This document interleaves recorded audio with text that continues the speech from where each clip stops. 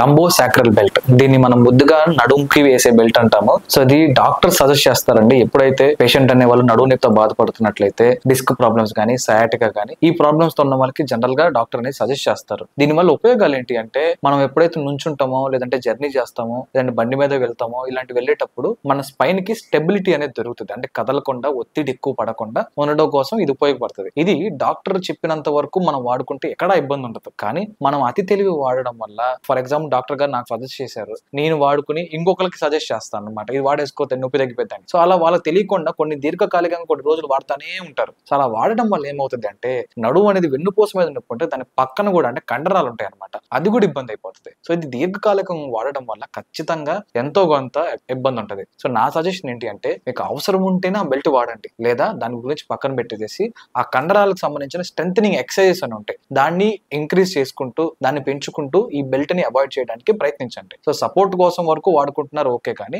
దాన్ని అలవాటుగా మారిపోతే మీకు అది కంటిన్యూగా స్ట్రెయిన్ అవ్వడం వల్ల మజిల్స్ కూడా వీక్ అవడానికి ఛాన్స్ ఉంటుంది. సో మీరు అలాంటి నిర్ణయాలు తీసుకోకుండా ఖచ్చితంగా అవసరం ఉన్నంత వరకు మాత్రమే ఈ యొక్క బెల్ట్ ని యూజ్ చేయండి. అవసరం లేకపోతే యూజ్ చేయకుండా అవాయిడ్ చేయడానికి ట్రై చేయండి. Thank you.